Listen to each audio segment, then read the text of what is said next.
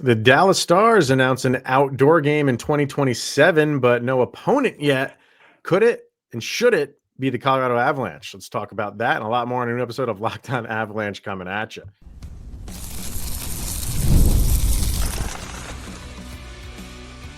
You're Locked On Avalanche, your daily podcast on the Colorado Avalanche. Part of the Locked On Podcast Network, your team every day. All right, everybody. Welcome to another episode of Locked On Avalanche, part of the Locked On Podcast Network, your team every day. I'm your host, Chris Maselli. With me, as always, Mr. Zach Pearson. Thank you for tuning in, making this your first listen of the day. Always appreciate it. If you want to get in on the conversation, then join our subtext. Link is in the show notes below. Chat with us one-on-one. We get your opinion, everything Avalanche related, and share it on this very podcast. And we will be getting to our subtext crew and their predictions for this game against the Tampa Bay Lightning. So we'll be talking about that. At the beginning of every month, we usually like to go over the schedule for that month and take a look at the games. So we're going to be doing that as well. And power rankings. Everybody loves a good power ranking. So we figured we would kind of each week kind of look to see where other sites have the Avalanche ranked and where we ourselves personally rank them right here and right now. So we'll get to that, but quickly, not long ago, before we hit record, the Dallas Stars announced that they are hosting an outdoor game in 2027. Outdoor. Yes, semi open roof at AT&T Stadium where the Dallas Cowboys play. So that's going to be in 2027. They just announced it. So no opponent yet. I probably won't get that for a while. But if it's the Dallas Stars, it's almost immediate. You're thinking, if you're an Avalanche fan, like the chances of them being the opponent are pretty good. So definitely. Do you want them to be? If not them, who could it be? We'll start there. Like, do you want it to be the Avs? Oh yeah, absolutely. But I also want the Avs in as many Stadium Series games as possible because I think Stadium Series games are an absolute blast. And I enjoy watching my team more than I enjoy watching other teams. So yeah. 100%. Yeah, I'm with you. Like we were talking yesterday about the 3-on-3 and everything, and you're kind of like over the 3-on-3 thing. And there's a lot of people that feel that way with the stadium games, like in the outdoor games. I'm not that. Like I look forward to these every year. It's different. It continues to be something that no other sport really does.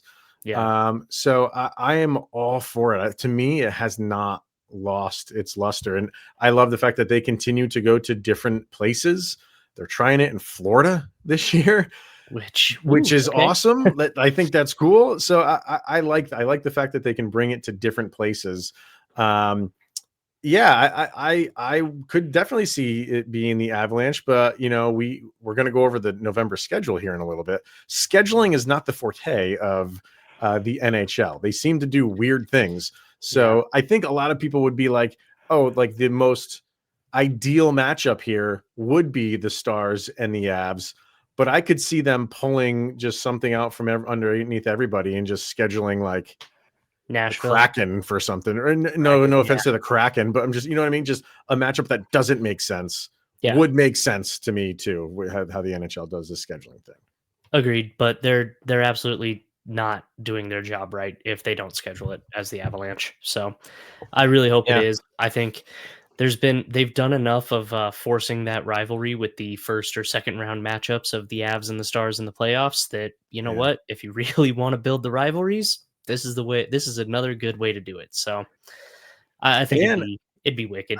And I'm wondering, how's it going to look in that stadium? It's a massive stadium, and sometimes bigger isn't always better.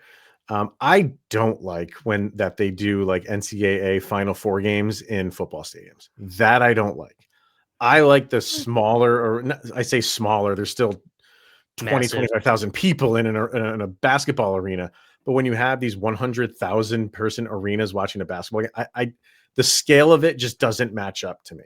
Will it be a little like in a baseball stadium? Okay, you can, that looks okay. In a huge football stadium, will it just be too big for what the product is out on the ice? I don't know. That's my only concern with having it at that stadium. It might be. It'll really be interesting to see how they get it all set up, how they let people come down to see it close up. My wife and I got tickets to the alumni game at Coors Field. Nice. And I mean, that looked, like you said, I think that worked perfect on a baseball stadium, 100%. No matter where we were, we could still see the ice pretty well. We could see everything happening.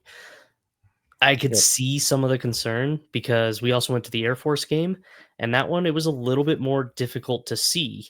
We lucked out. We got out, no problem, drove home, not a single issue, because I heard the stories and we managed to avoid all of that. My buddy Chris, actually, different Chris, who kind of was like, hey, I know all the roads around here. Go this way. And we got out. Those guys named Chris are just smart. They are. They're Chris smart is people. a smart name. Smart It will be interesting to see how they set it up because that stadium is like you said, it's just massive. Mammoth. So we'll see. I still think it's going to be pretty cool. I love the games like this. And I think hockey, the rink is big enough that it's still playable. I could see where you're saying on the basketball where it's just the court's too small to fit in something like that. Yeah. Yeah. We'll see. So I don't know when they're going to announce the opponent, but obviously, if it is the Avs, we'll be talking about that whenever it happens. Yep.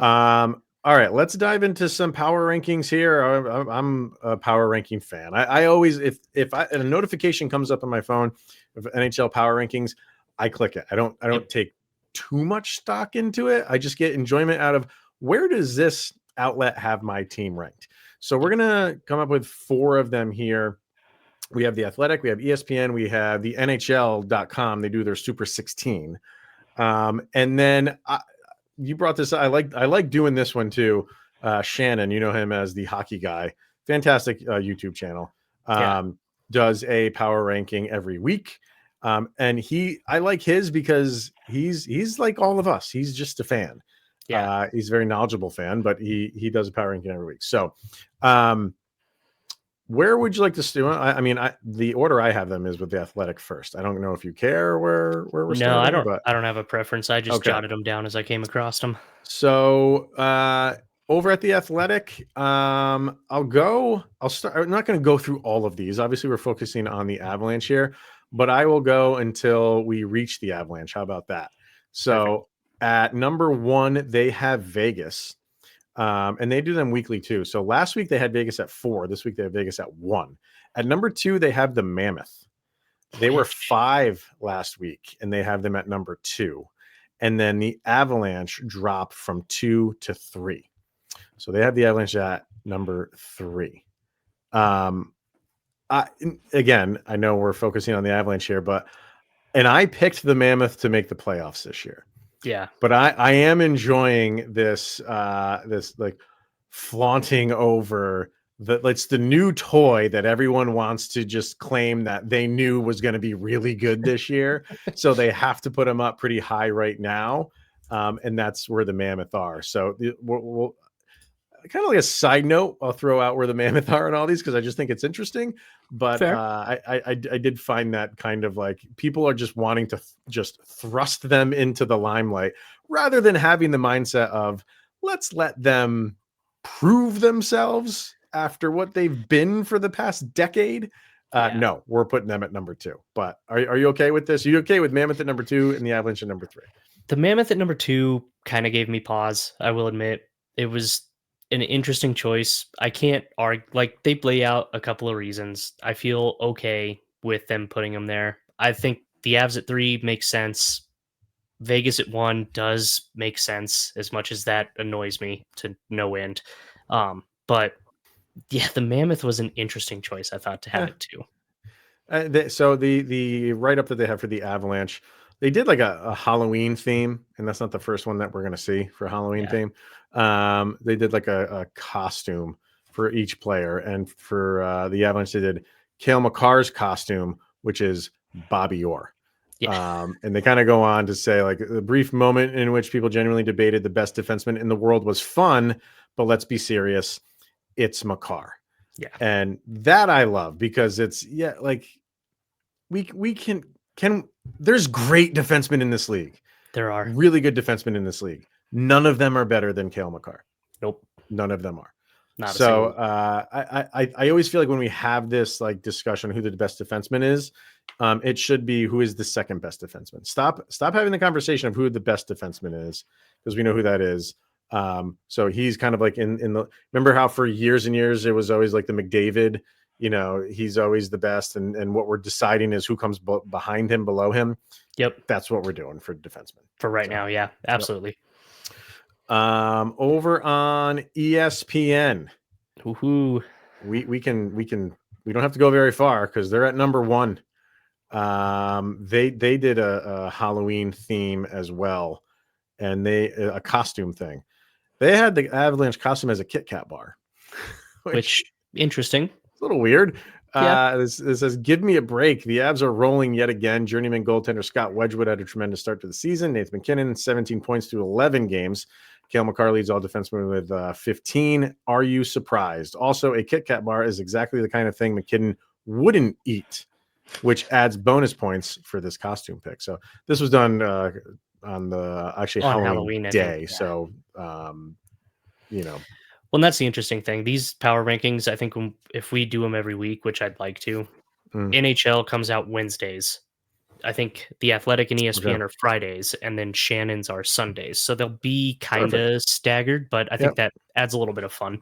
Yep. They do have New Jersey at 2. They do have Vegas at 3, and they do have the Utah Mammoth at 4. So I'm not saying the Mammoth shouldn't be up there. They're playing great hockey. Fantastic. Absolutely. But 2 seemed high, but 2 seemed high. I'm totally okay with them top 5 right now. They're playing 4 is kind of in the realm.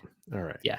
Why don't we get a quick break in here? We'll get to the last 2, and then we'll kind of get into the old Stanley Cup matchup between the Avalanche and the Tampa Bay Lightning. So we got a lot left to do. We'll do that coming up next. Let's hear from Monarch, because let's be honest, most of us can't even name all of our financial accounts, let alone what they're worth between 401ks, savings, and investments. It's easy to lose track, and that can mean leaving money on the table. That's why you should start using Monarch, an all-in-one personal finance tool that brings your entire financial life together in one clean, easy-to-use interface on your laptop or on your phone. And don't let financial opportunities slip through the cracks. Use the promo code LOCKEDONNHL at monarch.com for 50% off of your first year. That is monarch.com. The promo code is LOCKEDONNHL, and you get half off of your entire first year. Go check out Monarch today. All right, diving back into some power rankings and where the Avalanche are listed. The NHL's own website, they do a Super 16, as they call it, because I guess that half the league doesn't matter. So once you're in the bottom half, you don't count anymore. It doesn't. Yeah, I guess you don't care. Vegas is at number 1 for them. New Jersey is at number 2, and the Colorado Avalanche are at number 3, and quickly the Utah Mammoth are at number 4 for them. So, that's another number 3 spot in the Super 16. So, but another one with Vegas, a number. And when was this? When was the most recent one done? This was what's the date on this? The Vegas 30th. or the NHL is the 29th or the 30th. Yeah, I have the 30th. So a day before. So yeah, we're a few days removed from that. So, but that's where we have it for the NHL. And then Shannon, or the hockey guy, very interesting one for him. Yeah, very interesting. That's why I love him. I've got his list down here, so I'm going to do the same thing you were doing. I'm going to go up to we get the Avs. So his number 1, he's got the Winnipeg Jets, followed by the New Jersey Devils, followed at number 3 by the Utah Mammoth. So again, every site's got him up in that top 5. Then he's got Pittsburgh Penguins at number 4, the Montreal Canadiens at number 5, the Carolina Hurricanes at number 6, and the Avs with their lowest spot this week at number 7 on his power rankings. And notice who we didn't say. The one team who was at number 1 for 2 of these outlets. Vegas. Yep. Who he has at number 8. Really pretty interesting. Wild. I love the way he does them. And you go on a little bit more, like he has the Ducks at 10. Yeah. Like, sure. Like I am fine. Let me see. Where's Pittsburgh overall right now in the standings? In the standings, they Um, they are they're number 5. Well, actually, they're number 2 technically in terms of points because the Avalanche are at number 1 with 19, and you have 1, 2, 3, 4, 5 teams at 18, and they are one of them. yeah. So why not? Like it, and I love what he says. He's like, it's not about like right now. It can be for some teams. For other teams, like how are they playing? And it's are they going above? Are they punching above their weight class right now? And Pittsburgh is. So why not? Yeah. Could it all collapse and could it all go south? Sure. But that doesn't mean because you expect that to happen, you just leave them at the bow. Like, what's the point of power rankings then? If you're just going to say like, oh, I'm expecting this team to do terrible at some point in the season, so I'll leave them in the 20s so they catch up to where I think that they will be eventually. That doesn't make sense. They're playing well. Throw them up there. I agree. And I really like his justifications too. He's always, the standings don't matter because I know he even said when he put the Avs spot at 7 in his video, he's like, a lot of people are going to say the Avs are way higher in the standings. Why aren't they higher in the power rankings? And he's like, oh, I'm watching the way they play. And we've said the same thing. There's a few things you got to clean up. Got to clean up those turnovers. Got to clean up that the power play, especially your special teams. Well, not all your special teams, just your power play have to be cleaned up. And then I think you could move up in those. And I do. I like the way he's ranked them. And I agree. Pittsburgh's played really, really well, which is sad because that makes it more difficult for Sidney Crosby to make his way over here. But it does, it is really kind of crazy to see that line, the Malkin, Crosby. Oh my gosh, why am I blanking on the name? The Malkin, Crosby, and the third guy doing as well as they are on Pittsburgh. Okay. They play together. I can't think of his name, and it's gonna. I'm looking up something else. We're gonna hit stop recording, and it's gonna come back to me. But that's fine. No, I really like having Pittsburgh that high for sure, and so it's definitely and this is why I love power rankings because you can empirical data everything and put everything where it is. The eye test has to mean something, and with 4 different outlets having not really that big of a range for 3 of them, and then all of a sudden. Shannon's got him down at 7 with good justifications. Yeah. You know what else I like? Look where he has Edmonton at 16. And this is the thing. It's like, okay, like you expect Edmonton to have a good season, but they come out of the gates kind of cold. Yeah. And you have some outlets like The Athletic has them at 9. Yep. ESPN has them at 13. Okay. I can stand that. I can stomach that. The NHL has them at 14. Yeah, 14 for there. Okay, good. Because like that's a team where that's like the Kansas City Chiefs. Yeah. Right. The Chiefs are like all up in these power rankings because you're just expecting them to break out of like this funk. And it's like, yes, sure. In the end game, probably. Yep. But right now, I think like, especially early in the season, when you have these teams that are just coming out of the gate better than expected, give them their due. Give them their due. So I like the fact that, he puts Pittsburgh up there. Where would you have the Avs at this stage in the game right now? My spot, I think I would have them probably at 3, maybe 2, maybe 3. I'm kind of back and forth between both of those. I think, as much as it really pains me to say, Vegas has played insanely well, and so I can see having them potentially above.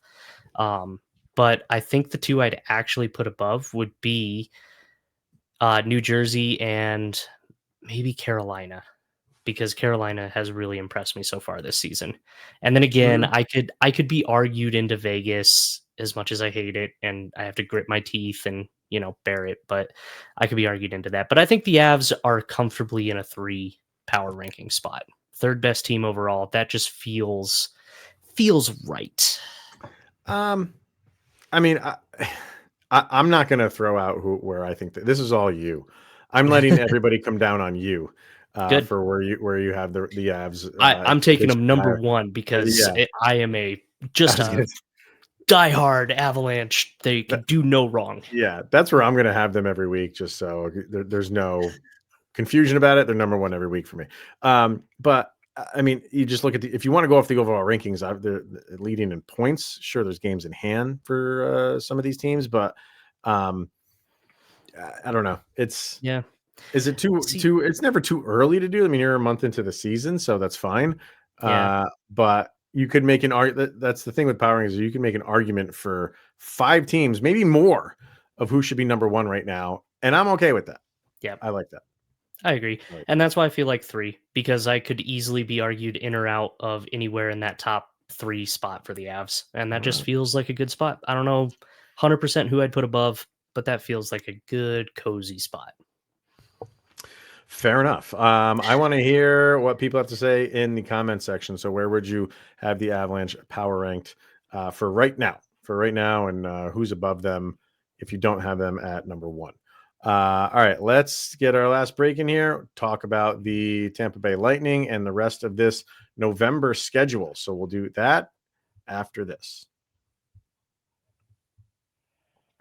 We're going to hear from FanDuel. Of course, the NBA is back, and there's no better place to get in on the action than FanDuel, the official sports betting partner of the NBA. And even if you miss a start of the game or want to ride a hot hand, FanDuel has live bets on everything from who will score the next point to fourth quarter comebacks. Plus, you can even combine your live bets into a same game parlay for a shot at a bigger payout. It keeps everything exciting, especially when your team is making that late fourth quarter push. Right now, FanDuel is giving new customers $300 in bonus bets when your first $5 bet wins. So head to FanDuel.com to sign up and play your game with FanDuel, the official sports betting partner of the NBA. Also, brought to you by Game Time. Hockey season is officially here, and nothing beats being in the arena for those opening games. But let's get real. Getting tickets can be a total headache between waiting in queues, surprise fees, and prices that jump right before checkout. It's easy to get frustrated when all you want to do is cheer on your favorite team, and that is where Game Time comes in. It's the app that gives fans the advantage. It's your ultimate life hack for scoring amazing NHL tickets fast, easy, and stress-free. So take the guesswork out of buying NHL tickets with Game Time. Download the Game Time app, create an account, and use the code LOCKEDONNHL for $20 off of your first purchase. Terms apply. That code again is LOCKEDONNHL, LOCKEDON NHL for $20 off. Swipe, tap, ticket, go with Game Time. All right, so the Avs back at home for a game against the Tampa Bay Lightning. Always just that team that is just always a good team and always a tough opponent, no matter where they are in the standings. And you kind of have to ignore where they are in the standings right now as far as the Lightning are, because they are moving up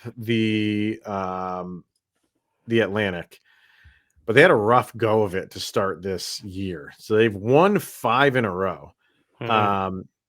So it's weird because like you're looking up kind of stats and I'm looking up where they rank and team rankings and things like that. And it's like, yeah, you can kind of go off of some of that stuff, but they were what the Avalanche were last year. Yeah. They had a bad start to the season. They're starting to turn things around. So don't, go off of what they are now, not what they were in the first 2 weeks of the season. So they're a good team. We knew they were going to be a good team. They're starting to play like it, and this is going to be a fight. It really is. What's crazy too is I was looking at it in their conference. They are 1-3, and against the Western Conference, they are 5-1. So their heater has been against Western Conference teams.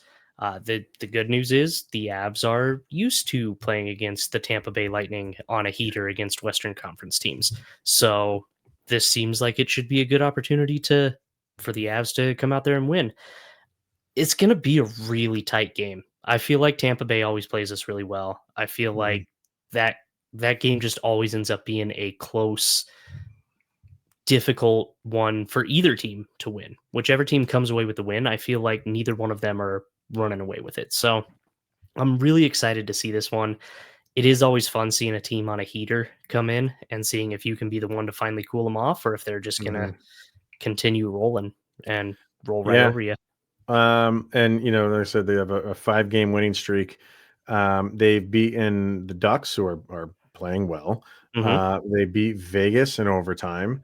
Nashville, okay, you took care of Nashville. You beat Dallas in overtime, and you beat the Mammoth in Utah. All good teams. You're right. Well, most teams. Yeah, Nashville's Nashville is a NHL team. Otherwise, you play good teams. Yeah. So yeah, you're playing, you're scoring goals, and that was so right now. They are only a +1 in goal differential. They've scored 24 and they've given up 23. That's a little not the norm for Dallas. You have one of the best goalies in the world, usually not giving up a lot of goals. Two areas where I kind of like where the Avs maybe can. Well, one of them is a little. You got to hold up your end of the bargain. That is penalties. Tampa is so far one of the most penalized teams in the league. Yep.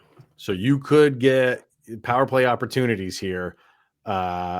We don't need to go over how it's gone for the Avalanche within the power play. And the other is the face-off dot. Some people don't think it matters. I think it does, depending on where that face-off is. Tampa is the 3rd worst in face-off percentage this year so far. So if you're getting those power plays and those face-offs are in your zone when you start the power plays and you win that, I think that to me it's a big part of the game that I'm not saying that people don't talk about it enough, but I think it's just an important factor. Winning the opening power play face-off so it doesn't get cleared in 20 seconds is immediately gone. Yep. So if that's something that happens, if you're getting power plays, and then just face-off wins in general are kind of a big deal depending on where they are. So could be something, an area where the Avalanche can hopefully exploit Tampa Bay, but then you have to get pucks past one of the best goalies in the world. Vasilevsky is unreal. Just always has been. Yep. I agree. I think the key to this game 100% is going to be score on your power play. You have to take advantage of the chances they give you, and because they do give a lot of chances, you have to be able to put them away. You just have to. The Avs can. We've seen them do it at least in one game, so we know the potential is there. But just come on. That's going to be a huge piece of that one. And then I'd love to see the turnovers cleaned up. If you can just get your passing down, clean up those mental mistakes, clean up that stuff that you are yourself in control of as a team, this should be a game that you can win. It might still be close because, again, Tampa's a good team, and I'm not trying to be like, oh, you're losing because it's only your fault. There's another team out there trying to play hockey too. Yeah, right. But if you can clean up your stuff, you should be able to win even in a tight game. Yep. We have some predictions over on Subtext. We got Zach, not you, who says 4-2 Avs win. Marty Nachos with 3 points, a goal and 2 assists. Lehkonen with 2 goals and a Jack Drury goal. He's throwing it out there. Love it. I'll take that. Charles says 4-3 overtime win. That is a gutsy that's a prediction. Bold strategy right there. Yep. Yes. We'll see if it plays out for him. Brandon says 4-2. They go on they go 2 for 2 on the power play. That's where the Avs turn things around, is on the power play. Okay. I mean, they could get opportunities. Very well could. Madam Battleaxe says 3-2. Colton will have a goal, and so will Brock Nelson. No overtime in this one. Okay. And I think she's usually an overtime person. So JD says Avs 5-3. Hoffakorn 4-3 Avs in overtime. Got to win one eventually. He says, and he's right. You do. He's right. You're not going to go 0 for the season in overtime. And what's that?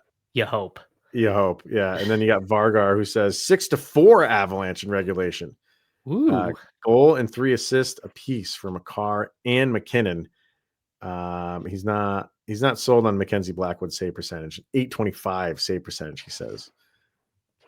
I'm going to double check that when this game is over, see how close he is in that one. So, yeah. You got a prediction for this one or what?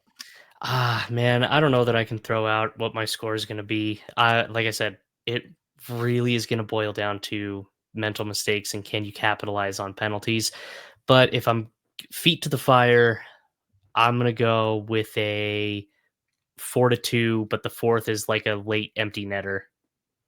And, all right, so third goal is the game winner. And let's see, who do I want to give the game winner to? I'm not going to get that specific today. I don't think. Okay. I'm not feeling Nostradamus-y. I'll say I don't know how many the Avalanche are going to score, but it's not going to matter because I'm going to throw this out there. Mackenzie Blackwood, it's already his second game. He's got his feet wet. Here comes a shutout. Goose egg. Goose egg he's posting. All right. Mackenzie Blackwood, first win of the season, his second game. All right. Let's take a look at this November schedule.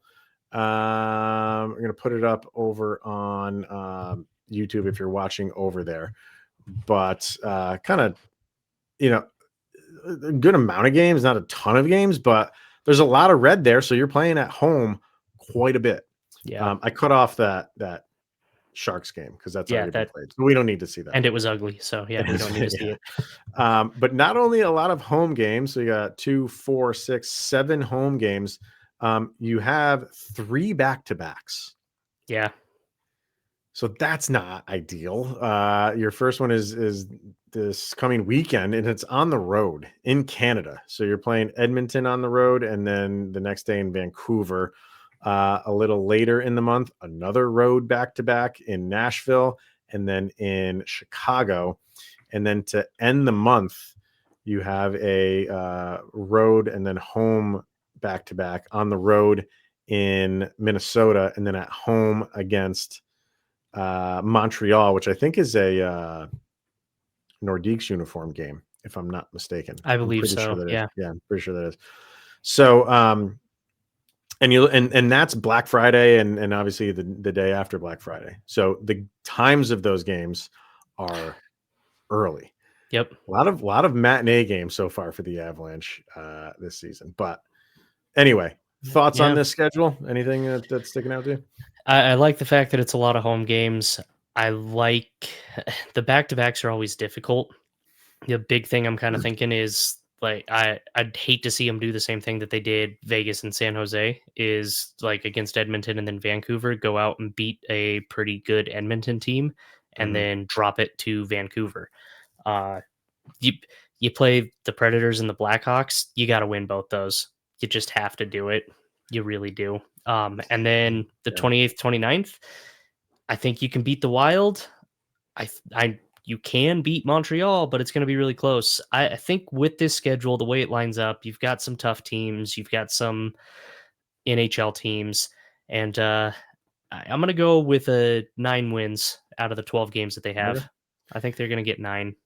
Yeah, I mean, you're kind of all over the place. You're playing, Pacific teams. You're only playing 3 Central games, and they're at the end of the month, back to back with Nashville and Chicago, and then that one with Minnesota, and that's it for division games. Yeah. You're playing New York teams, so the Islanders. Here's the thing: like, there's 2 breaks here that you have 3 days off.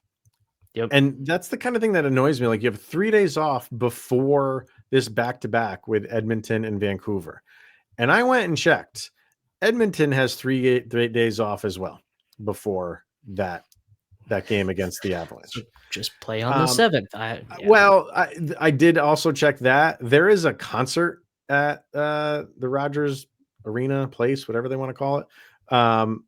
I think it's like Brad Paisley or something. I think it's him who's playing there on the 7th. He's not big enough. Come on. Dump him for a hockey game. But I don't think, if I remember correctly, I don't think anything was going on the 6th.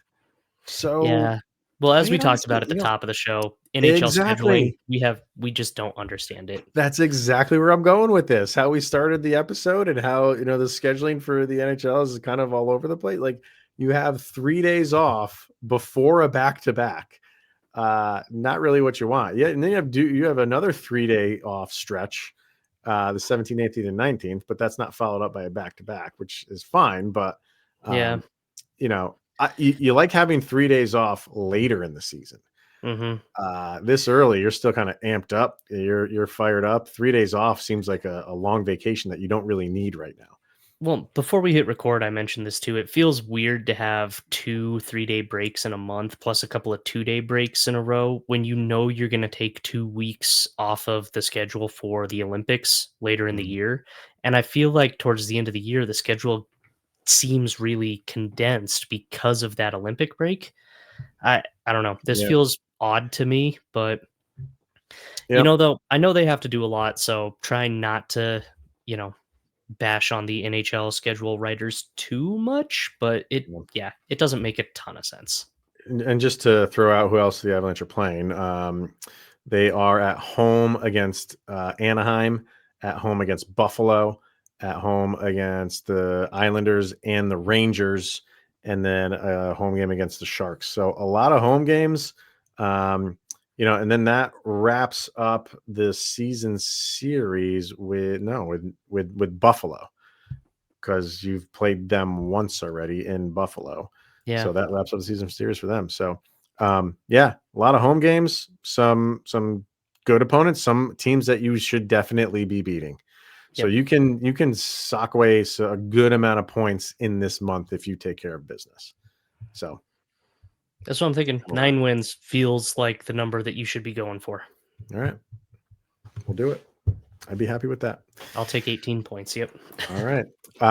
Well, we will be back tomorrow following this game against Tampa Bay to break all of that down. Anything else going on in Avalanche Nation, we'll be talking about it as well. So make sure to tune into that one tomorrow. But for this one, we're going to wrap it up. Thank you for tuning in and making it your first listen of the day. That is always appreciated. He is Mr. Zach Pearson. I am Chris Maselli. This is the Locked On Avalanche podcast, where, of course, you have made it through another 24 hours where Sidney Crosby is that much closer to being with the Colorado Avalanche.